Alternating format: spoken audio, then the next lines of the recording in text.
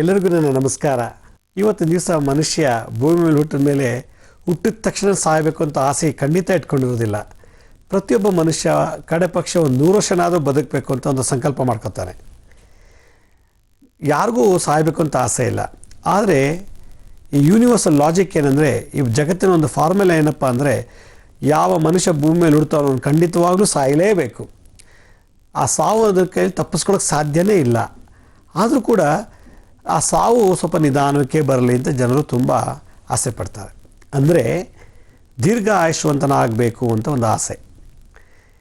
ಕೆಲವು ಜನಕ್ಕೆ ನಾವು ಬೇಗ ಸಾಯಬೇಕಪ್ಪ, ಅಯ್ಯೋ ನಮಗೆ ಊಟಕ್ಕಿಲ್ಲ, ಬಟ್ಟೆಗಿಲ್ಲ, ಮೈ ತುಂಬ ರೋಗ ಇದೆ, ಒಂದು ಶ್ರೀಮಂತಿಕೆ ಇಲ್ಲ, ಒಂದು ತಿನ್ನಬೇಕು, ಒಂದು ತೊಟ್ಕೋಬೇಕು, ಒಂದು ಸುಖ ಪಡಬೇಕು ಅನ್ನೋ ಈ ಜನ್ಮದಲ್ಲಿ ನಾವು ಪಡೆದೇ ಇಲ್ಲ, ಬೇಗ ಸತ್ರು ಸಾಯಬೇಕು ಅಂಥೇಳಿ ಸ್ವಯಂಕೃತ ಅಪರಾಧಗಳು ಮಾಡ್ಕೊಂಡ್ಬಿಡ್ತಾರೆ. ತಾವೇ ಸ್ಲೀಪಿಂಗ್ ಟ್ಯಾಬ್ಲೆಟ್ ತೊಗೊಳ್ತಾರೆ, ನೇಣು ಹಾಕೊಂಡ್ಬಿಡ್ತಾರೆ, ಬೆಂಕಿ ಹಚ್ಕೊಂಡು ಸೊಟ್ಟೋಗ್ಬಿಡ್ತಾರೆ, ಇದು ನದಿಗೆ ಬಿದ್ದು ಸಾಯ್ತಾರೆ, ಇಲ್ಲ ಸಮುದ್ರ ಬಿದ್ದು ಸಾಯ್ತಾರೆ, ಇಲ್ಲ ಎತ್ತರವಾದ ಪ್ರದೇಶ ಜಂಪ್ ಮಾಡಿ ಸತ್ತೋಗ್ಬಿಡ್ತಾರೆ. ಈ ಒಂದು ಜನ ಸಮಾಜದಲ್ಲಿದ್ದರೆ, ಇನ್ನೊಂದು ವೆರೈಟಿ ಜನಗಳು ನಾವು ಸಾಯಲೇಬಾರ್ದಪ್ಪ, ಇನ್ನೂ 100 ವರ್ಷ ಬದುಕೋಣ, 120 ವರ್ಷ ಬದುಕೋಣ, ಇನ್ನೂ 150 ವರ್ಷ ಬದುಕೋಣ ಅಂತಾರೆ. ಆದರೆ ನಮ್ಮ ಜಾತಕದಲ್ಲಿ ಎಷ್ಟಿದೆಯೋ ಆಯುಸ್ಸು ಅಷ್ಟೇ ನಾವು ಇದು ಬದುಕಬೇಕೆ ವಿನಃ ಅದನ್ನು ನಾವು ಮುಂದೂಡೋಕ್ಕೆ ಸಾಧ್ಯನೇ ಇಲ್ಲ. ಆದರೂ ಕೂಡ ಈ ಮುದ್ರಾ ವಿಜ್ಞಾನದಲ್ಲಿ, ಮುದ್ರಾ ಸೈನ್ಸ್ನಲ್ಲಿ ಆಯುಷನ್ನು ಜಾಸ್ತಿ ಮಾಡ್ಕೊಳ್ಳೋಕ್ಕೂ ಕೂಡ ಒಂದು ಮುದ್ರೆಗಳಿವೆ. ಅದನ್ನು ಶಕ್ತಿಧಾರಣ ಮುದ್ರಾ ಅಂತ ಕರೀತಾರೆ. ಈ ಶಕ್ತಿಧಾರಣ ಮುದ್ರಾ ವಿಶೇಷತೆ ಏನಂದರೆ, ನಮ್ಮ ಶರೀರದಲ್ಲಿ ಬರತಕ್ಕಂಥ ಈ ಪ್ರಾಣವಾಯುವನ್ನು, ಅಂದರೆ ಆಕ್ಸಿಜನನ್ನು ಭಾಳಷ್ಟು ಕಾಲ ಶರೀರದಲ್ಲಿ ಹಾಗೆ ಅದುಮಿಟ್ಟುಕೊಂಡು ಕಂಟ್ರೋಲ್ ಮಾಡಿಟ್ಕೊಂಡು ಮತ್ತೆ ನಮ್ಮ ಕೈಲಿ ಆಗಲ್ಲ ಅಂದ ತಕ್ಷಣ ಆ ಗಾಳಿನ ಹೊರಗೆ ಬಿಡೋದೇ ಒಂದು ವಿಶೇಷತೆ. ಈ ಮುದ್ರೆ ಮಾಡೋದ್ರಿಂದ ಆಯುಷ್ಯು ಜಾಸ್ತಿ ಆಗುತ್ತೆ, ಆರೋಗ್ಯ ಕೂಡ ಅಭಿವೃದ್ಧಿ ಆಗುತ್ತೆ. ಹಿಂದಿನ ಕಾಲದಲ್ಲಿ ಎಷ್ಟೋ ಋಷಿ ಮುನಿಗಳು ಅವರ ಜಾತಕ ಪ್ರಕಾರ ನೋಡೋದಾದರೆ 60ಇಂದ 70 ವರ್ಷ, 80 ವರ್ಷ, 90 ವರ್ಷ ಮಾತ್ರ ಇತ್ತು. ಆಮೇಲೆ ಯಾವುದೋ ಒಂದು ಮರವನ್ನು ಕಂಟಕದಿಂದ ಅವರು ದೇಹ ಬಿಡ್ತಾಯಿದ್ರು. ಆದರೆ ಕೆಲವು ಸನ್ಯಾಸಿಗಳು, ಸಾಧು ಸಂತರುಗಳು ಅದನ್ನು ಸುಳ್ಳು ಅಂತ ತೋರಿಸ್ಬಿಡ್ತಾರೆ. ಯಾವ ಥರ ಅಂದರೆ, ಈ ಶಕ್ತಿಧಾರಣ ಮುದ್ರೆಯನ್ನು ಧಾರಣೆ ಮಾಡಿ ಅವರು 80 ವರ್ಷ ಆಯುಸ್ ಅಂತ ಇದ್ದದನ್ನು ಕೂಡ 100 ವರ್ಷ, 120 ವರ್ಷ ಬದುಕಿದ್ದಾರೆ. ಎಷ್ಟೋ ಸಾಧು ಸಂತರು ಜೀವಂತವಾಗಿ ಸಮಾಧಿಯಾಗಿದ್ದಾರೆ. ಈ ರೀತಿ ಆಗೋಕ್ಕೆ ಕಾರಣ ಅವರು ದಿನನಿತ್ಯ ಧ್ಯಾನ, ಜಪ, ಪೂಜೆ ಕಾಲದಲ್ಲಿ ಮುದ್ರೆಗಳನ್ನು ಧಾರಣೆ ಮಾಡ್ತಾಯಿದ್ರು. ಈ ಮುದ್ರೆ ಧಾರಣೆ ಮಾಡೋದ್ರಿಂದ ಆಯುಷ್ಯ ಕೂಡ ಅಭಿವೃದ್ಧಿ ಆಗುತ್ತೆ, ಆಯುಷನ್ನು ನಾವು ಮುಂದೂಡ್ಬೋದು ಅನ್ನೋದನ್ನು ತೋರಿಸ್ಕೊಟ್ಟಂಥ ಮಹಾನ್ ವ್ಯಕ್ತಿಗಳು, ಅದರಲ್ಲೂ ಜಾಬಾಲಿ ಋಷಿಗಳು ಮತ್ತು ಪತಂಜಲಿ ಮುನಿಗಳು. ಹಿಂದೆ ವಶಿಷ್ಠರು ಕೂಡ ಇದನ್ನು ಹಲವಾರು ಶಿಷ್ಯರಿಗೆ ತಮ್ಮ ಲೆಕ್ಚರ್ ಕೊಡುವಾಗ, ಅಂದರೆ ಗುರುಗಳು ಶಿಷ್ಯರಿಗೆ ಉಪದೇಶ ಮಾಡುವಾಗ ಈ ಮುದ್ರೆ ಬಗ್ಗೆ ಭಾಳಷ್ಟು ಮಾಹಿತಿಯನ್ನು ಕೊಟ್ಟಿದ್ದಾರೆ. ಆ ಮುದ್ರೆ ಏನಪ್ಪ ಅಂದರೆ ಶಕ್ತಿಧಾರಣ ಮುದ್ರಾ ಅಂಥೇಳಿ. ಅದು ಹೇಗೆ ಮಾಡೋದು ಅನ್ನೋದು ಭಾಳ ವಿಶೇಷತೆ, ಭಾಳ ಸಿಂಪಲ್ಲು. ಆದರೆ ಸ್ವಲ್ಪ ವಿಷಯನ ನಾವು ಅರ್ಥಕೋಬೇಕು, ತಿಳ್ಕೊಳ್ಬೇಕು. ಉದಾಹರಣೆಗೆ ಪ್ರಾಣಾಯಾಮ ಎಲ್ಲರೂ ಹೇಳ್ಕೊಡ್ತಾರೆ. ಯೋಗದಲ್ಲಿ ಪ್ರಾಣಾಯಾಮ ಮಾಡ್ತಾರೆ. ನಾವು ಮುದ್ರೆ ಮುಖೇನ ಪ್ರಾಣಾಯಾಮ ಮಾಡೋದು.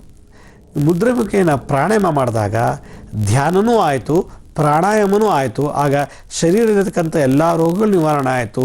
ನಮ್ಮ ಪ್ರಾಣವಾಯು ಅಂದರೆ ನಮ್ಮಲ್ಲಿರತಕ್ಕಂಥ ಆಕ್ಸಿಜನನ್ನು ಎಲ್ಲ ಅಂಗಾಂಗಗಳಿಗೂ ಸರಿ ಸಮವಾಗಿ ಡಿಸ್ಟ್ರಿಬ್ಯೂಟ್ ಮಾಡಿದಾಗ ರೋಗಗಳು ವಾಸಿ ಆಗೋಗುತ್ತೆ, ಆಯುಷ್ಯ ಕೂಡ ಜಾಸ್ತಿ ಆಗ್ತಾ ಹೋಗುತ್ತೆ.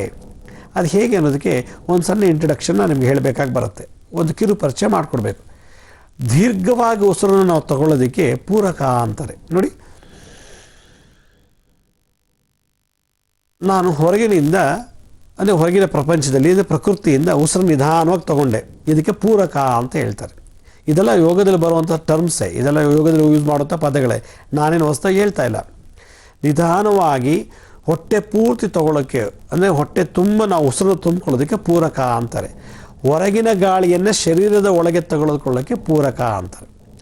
ಅದು ಒಳಗಿದ್ದ ಗಾಳಿಯನ್ನು ಹೊರಗೆ ಹಾಕೋದಕ್ಕೆ ರೇಚಕ ಅಂತ ಕರೀತಾರೆ. ರೇಚಕ ಅಂದರೆ ಕಾರ್ಬನ್ ಡೈಆಕ್ಸೈಡ್ನ ಹೊರಗೆ ಹಾಕೋದು ಅಂತ.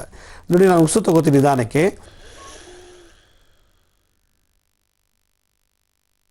ಈಗ ಉಸಿರು ಬಿಡ್ತಾ ಇದ್ದೀನಿ. ಎಷ್ಟು ತೊಗೊಂಡಿದ್ದು ನಾವು ಉಸಿರು ಅಷ್ಟೇ ಪ್ರಮಾಣದಲ್ಲಿ, ಅಷ್ಟೇ ಕ್ವಾಂಟಿಟಿ ನಾವು ಉಸಿರನ್ನು ಹೊರಗೆ ಹಾಕಿಬಿಟ್ಟೆ. ಈ ಉಸಿರು ಶರೀರದಿಂದ ಹೊರಗೆ ಹಾಕೋದಕ್ಕೆ ರೇಚಕ ಅಂತಾರೆ. ಅಂದರೆ ಪೂರ್ತಿ ಉಸಿರನ್ನು ಒಳಕ್ಕೆ ತಗೊಳ್ಳೋದು ಪೂರಕ, ಉಸಿರನ್ನು ಹೊರಗೆ ಹಾಕೋದು ರೇಚಕ. ಇದು ಒಂದು ಪ್ರಾಣಾಯಾಮ. ಉಸಿರನ್ನು ತಗೊಂಡಾಗ ನಮ್ಮ ಎದೆ ಹೊಟ್ಟೆ ದಪ್ಪ ಆಗಬೇಕು. ಬೆಲೂರಿಗೆ ಗಾಳಿ ತುಂಬಿದಾಗ ಹೇಗೆ ದಪ್ಪ ಆಗುತ್ತೋ ಹಾಗೆ ಶರೀರದಲ್ಲಿ ಎದೆ, ಹೃದಯ ಮತ್ತು ಹೊಟ್ಟೆ ತುಂಬ್ಕೋಬೇಕು ಗಾಳಿಯಿಂದ. ಬಿಟ್ಟಾಗ ಹೊಟ್ಟೆ ಒಳಗೋಬೇಕು, ಎದೆನೂ ಒಳಗೆ ಎಳ್ಕೋಬೇಕು. ಇದು ಒಂದು ಎಕ್ಸಸೈಸ್. ಈ ಒಂದು ಎಕ್ಸಸೈಸ್ ಜೊತೆಗೆ ಉಸಿರನ್ನು ತಗೊಂಡು ಒಳಗೆ ಬಿಟ್ಟಾಗ ತಗೊಂಡಂಥ ಉಸಿರು ಒಳಗಡೆ ಸ್ಟಾಕ್ ಮಾಡೋದಾದರೆ ನಿಲ್ಲಿಸೋದಕ್ಕೆ ಅದಕ್ಕೆ ಅಂತರ್ಕುಂಭಕ ಅಂತ ಹೇಳ್ತಾರೆ. ಉಸಿರನ್ನ ಒಳಗೆ ತಗೊಂಡು ನಮ್ಮ ಶರೀರದೊಳಗೇ ಸ್ಟಾಕ್ ಮಾಡ್ಕೊಳ್ಳೋದು, ಹಾಗೆಯೇ ನಿಲ್ಲಿಸ್ಕೊಳ್ಳೋದು. ಎಷ್ಟು ಸಾಧ್ಯವೋ ಅಷ್ಟನ್ನು ಹಾಗೆ ತಡೆ ಹಿಡಿಬೇಕು. ಉಸಿರನ್ನು ಒಳಗೇ ತಡೆ ಹಿಡಿಯೋದಕ್ಕೆ ಅಂತರ್ಕುಂಭಕ ಅಂತಾರೆ. ಉಸಿರನ್ನ ಬಿಟ್ಟ ಮೇಲೆ ಉಸಿರನ್ನ ವಾಪಸ್ ತೊಗೊಳ್ಬಾರ್ದು, ಹಾಗೆಯೇ ತಡಿಬೇಕು. ಬಿಟ್ಟಂಥ ಗಾಳಿನ ಹಾಗೇ ಬಿಟ್ಬಿಟ್ರೆ ಬಾಹ್ಯ ಕುಂಭಕ ಅಂತ ಹೇಳ್ತಾರೆ. ಕುಂಭಕ ಅಂದರೆ ಕಂಟ್ರೋಲ್ ಮಾಡೋದು, ಹಿಡಿದು ನಿಲ್ಲಿಸ್ಕೊಳ್ಳೋದು. ಒಳಗೆ ಹಿಡಿದು ನಿಲ್ಲಿಸಂಥ ಗಾಳಿಗೆ ಅಂತರ್ಕುಂಭಕ. ಬಿಟ್ಟಂಥ ಗಾಳಿನ ಹಾಗೆ ಹೊರಗೇ ಉಸಿರು ತಗೊಳ್ಳದೆ ಹಾಗೆ ತಟಸ್ಥವಾಗಿ ನಿಲ್ಲಿಸೋದಕ್ಕೆ ಬಾಹ್ಯ ಕುಂಭಕ ಅಂತ ಕರೀತಾರೆ. ಈ ಮುದ್ರೆಯನ್ನು ಅಂದರೆ ಈ ಒಂದು ಕ್ರಿಯೆಯನ್ನು ಮುದ್ರೆಗೆ ಅಳವಡಿಸಿದಾಗ ಆಗೋದೇ ಶಕ್ತಿಧಾರಣ ಮುದ್ರಾ ಅಂಥೇಳಿ. ಅದಕ್ಕೆ ನಾವು ಒಂದು ಸಿಂಪಲ್ಲು ಒಂದು ಮೊದಲನೇ ಮುದ್ರೆ ತೋರಿಸ್ತೀನಿ ನೋಡಿ. ನಮ್ಮ ಪತಾಕ ಹಸ್ತದಲ್ಲಿ ಅಂದರೆ ಅಭಯ ಹಸ್ತದಲ್ಲಿ ಈ ಕಿರುಬೆರಳನ್ನು ಮೊದಲನೇ ಪರ್ವದ ಹೆಬ್ಬೆಟ್ಟಿನ ಮೇಲೆ ಪ್ರೆಸ್ ಮಾಡಿದಾಗ ಇದಕ್ಕೆ ಧಾರಣ ಶಕ್ತಿ ಮುದ್ರಾ ಅಂದರೆ ಧ್ಯಾನ ಮುದ್ರೆನೇ ನಾನು ತೋರಿಸ್ತಾ ಇದ್ದೀನಿ. ಎರಡು ಕೈಗಳಲ್ಲಿ ನಮ್ಮ ತೊಡೆ ಮೇಲೆ ಇಟ್ಕೋಬೇಕು. ಈ ರೀತಿ ತೊಡೆ ಮೇಲೆ ಇಟ್ಕೊಂಡು ದೀರ್ಘವಾಗಿ ಉಸಿರು ತಗೋಬೇಕು.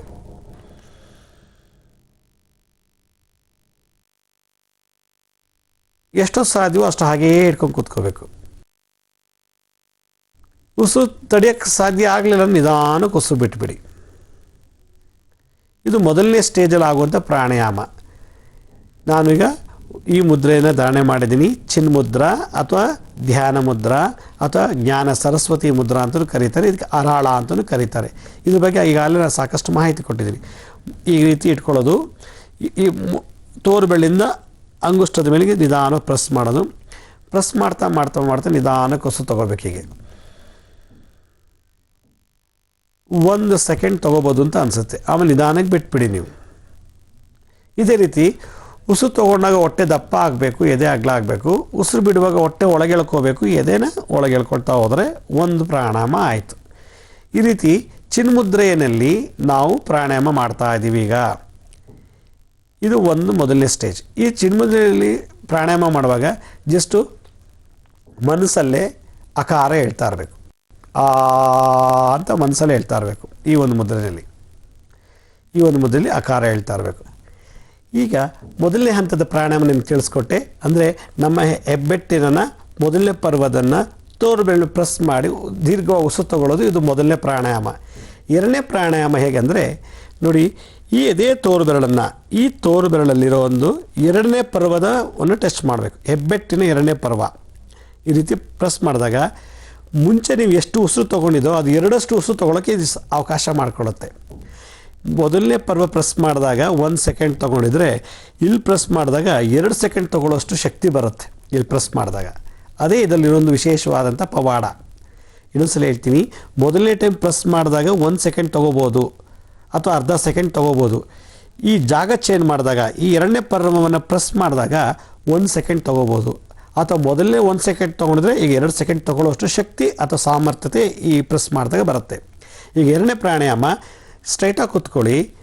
ಈ ಹೆಬ್ಬೆಟ್ಟಿನ ಎರಡನೇ ಭಾಗವನ್ನು ನೀವು ತೋರು ಬೆರಳಿನ ಟಚ್ ಮಾಡಬೇಕು. ಹೀಗೆ ಹೆಬ್ಬೆಟ್ಟಿನ ಎರಡನೇ ಪರ್ವ ಮಿಡಲ್ ಪ್ಯಾಲೆಂಜಸ್ನ ನಾವು ಈ ರೀತಿ ಟಚ್ ಮಾಡಬೇಕು. ಅದನ್ನು ತೊಡೆ ಮೇಲೆ ಈಗ ನಿಧಾನಕ್ಕೆ ಇಟ್ಕೊಂಡು ನಿಧಾನಕ್ಕೆ ಉಸಿರು ತಗೊಳ್ಳಿ.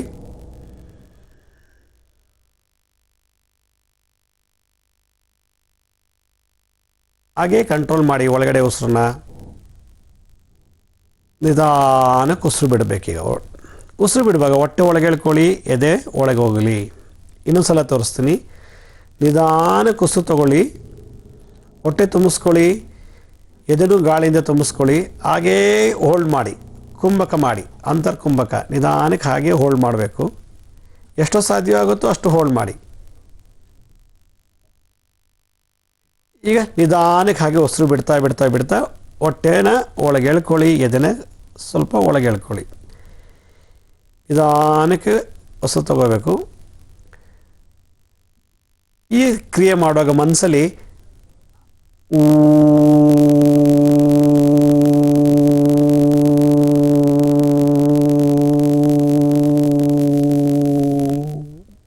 ಉಕಾರವನ್ನು ಹೇಳಬೇಕು.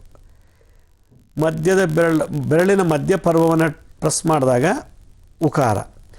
ಮೊದಲನೇ ಇಲ್ಲಿ ಪ್ರೆಸ್ ಮಾಡುವಾಗ ಅಕಾರ ಮನಸ್ಸಲ್ಲಿ ಹೇಳಬೇಕು, ಅದು ಬಾಯಲ್ಲೂ ಹೇಳ್ಬೋದು.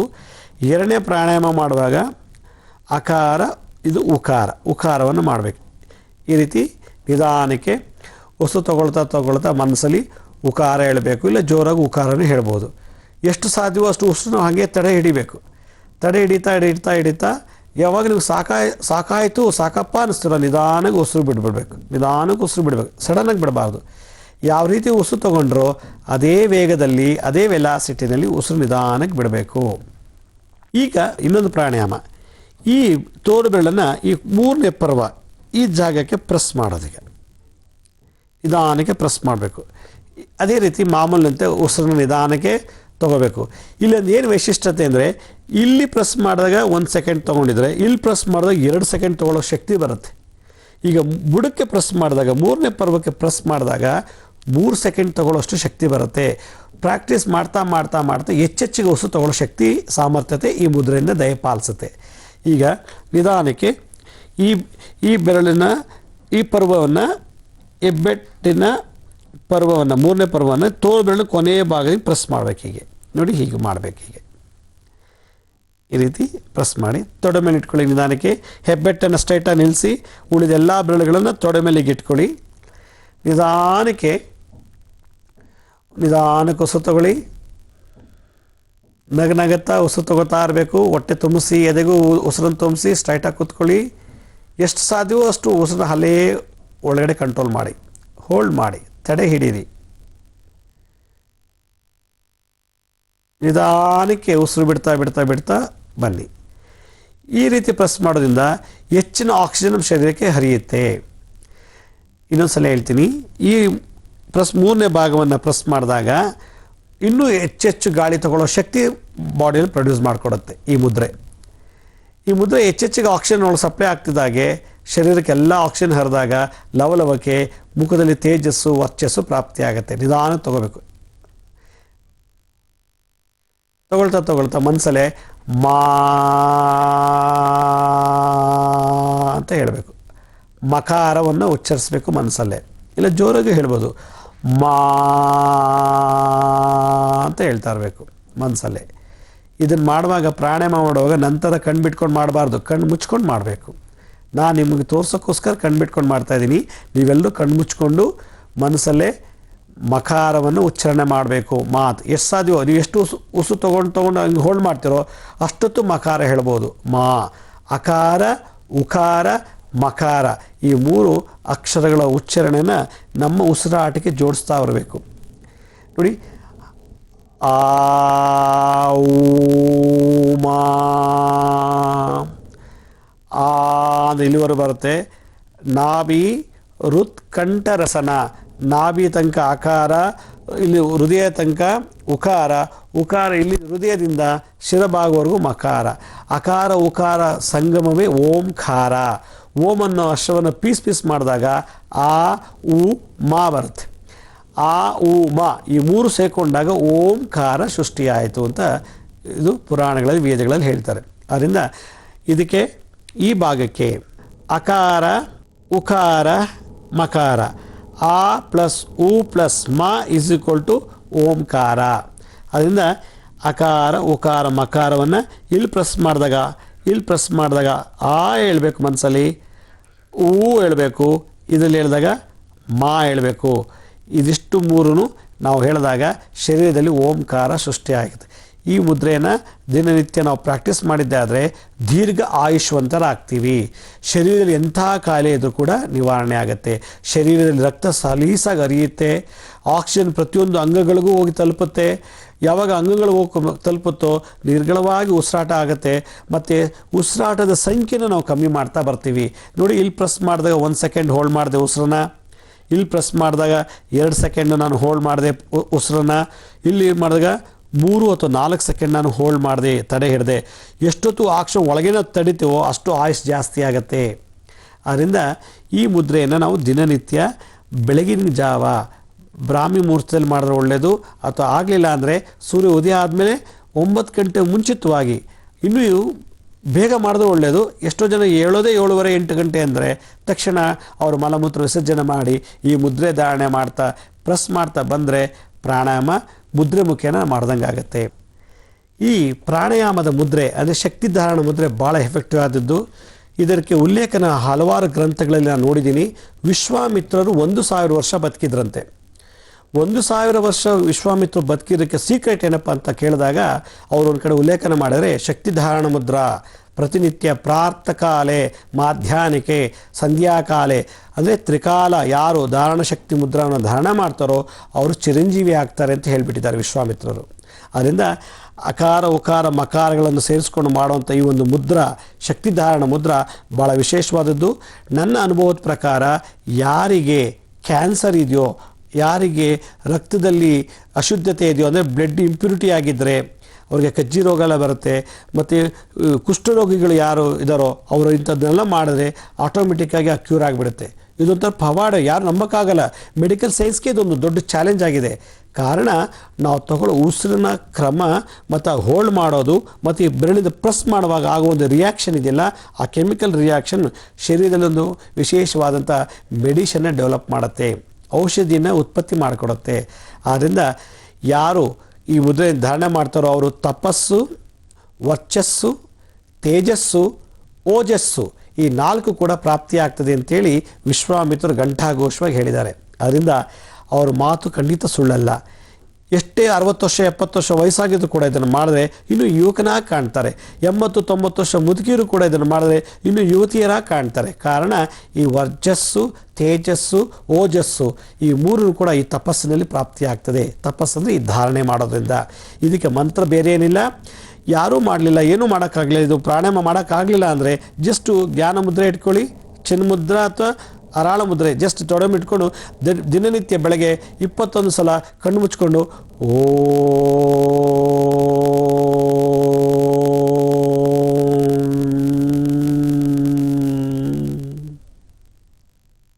ಜಸ್ಟ್ ಕಣ್ಣು ಮುಚ್ಕೊಂಡು ಈ ಓಂಕಾರ ಹೇಳಿದ್ರೆ ಸಾಕು. ಈ ಮುದ್ರೆಯಲ್ಲಿ ಇಡೀ ನಮ್ಮ ಜಾತಕವನ್ನೇ ಕ್ಲೀನ್ ಮಾಡಿಬಿಡ್ಬೋದು. ಜಾತಕ ಅಂದರೆ ಎಂಥ ರೋಗಗಳು ನಿವಾರಣೆ ಮಾಡ್ಬೋದು.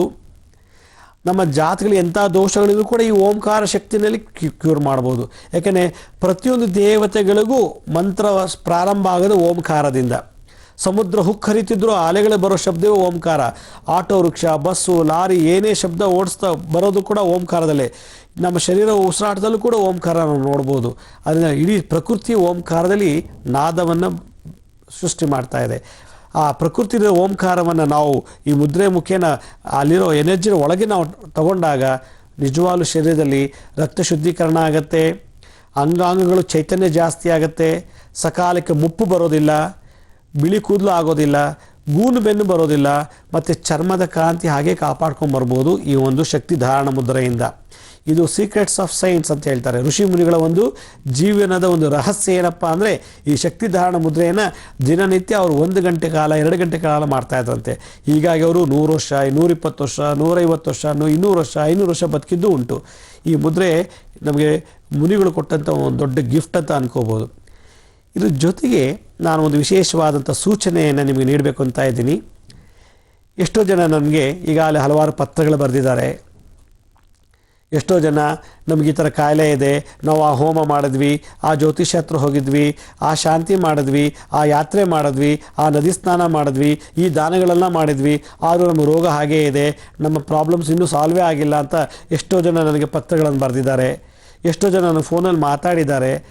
ಆದರೂ ಕೂಡ ಅದೇ ಥರ ಪ್ರಾಬ್ಲಮ್ ಇರೋರು ಜಗತ್ತಲ್ಲಿ ಬೇಕಾದಷ್ಟು ಜನ ಇದ್ದಾರೆ. ನಾನು ಕೇಳು ಒಬ್ಬರಿಗೆ ಮೀಸಲಾಗೋದು ಬೇಡ.